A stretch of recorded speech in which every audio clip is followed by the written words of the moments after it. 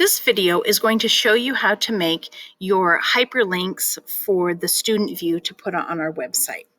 The first thing I'm going to do is I'm going to go to the Word document that I shared with you with instructions on how to do this, and I'm going to open up this Google form so that it is ready for me to put information in. This is where I will collect your hyperlink.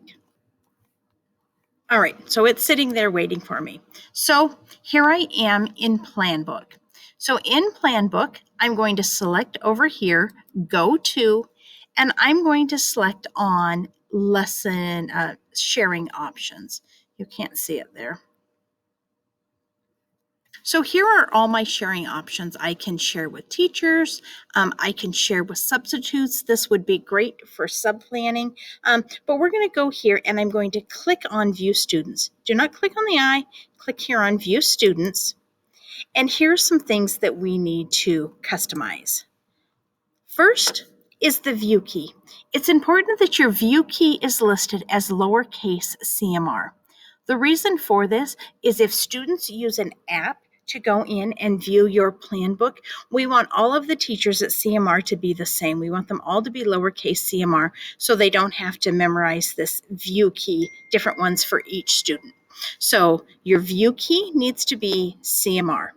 Then down here under View Information, you will click in the box and there are some options. So yours will probably come up as all items, but the ones we want to check for students and parents to view are going to be objective, lesson, homework, and contact information. The rest of these things are important for you, but it's not going to be important for students or parents. Another one that you will, it's going to be optional for you to check would be this G for bell ringer. If you're going to allow students to go back and make up bell ringers or work on them while they're absent, you probably want them to be viewed by students. If you're not going to allow students to redo bell work, then that can remain unchecked. Then when you're done, you will click Done. Down here under Status, I have no idea what that is. I'm sure it's a great feature in Planbook. If you use it, you know what it is, and you can check what you want to use. And if you don't use it, just ignore it. Here under Classes, I'm assuming you will want all of your classes to be viewed.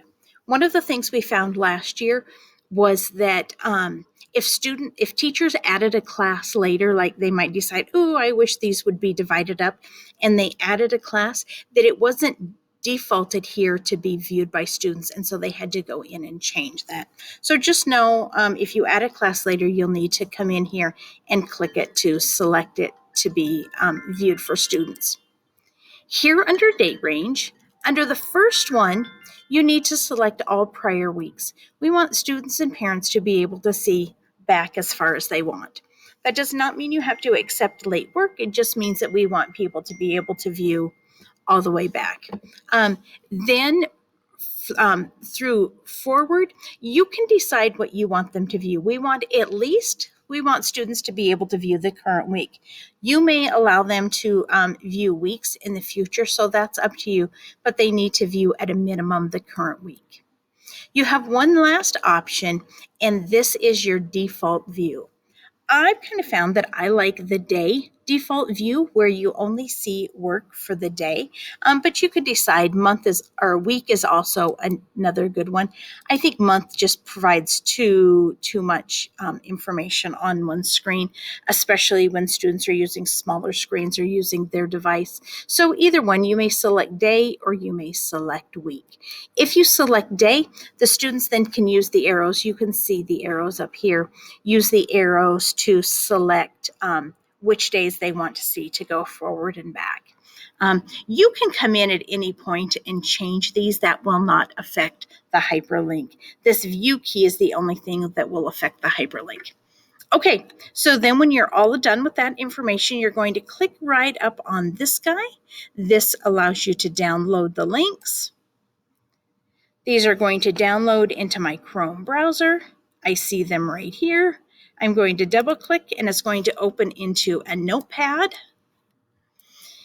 And here are my links. I got my links for all of my classes, and then I got my links for individual classes. Just as we did last year, we're going to put all of the links under your name. So you'll highlight this, and then Control C to copy. That's the shortcut to copy. You also can copy here by right-clicking and copy. And then I've got my plan book. I've got the Google Doc already opened, and I'm going to come over here and I'm going to type in the information. My first name, this is going to be how it's viewed on the website. So please type it correctly. You'll type your phone number here, and I'll let you figure out the rest. Department, select your department, and then type in the classes you teach. Math, Lit. Please put a query to return or enter each one on a new space, a new line. Algebra, and I'm going to teach some calculus this year. And then down here at the bottom, the link that you copied is still saved for us. So you can right click and paste, or you can do Control V. And there is the hyperlink for my for all of my lessons, and I'm going to click submit. Easy as pie. If you have any problems, come and see me. And thank you very much.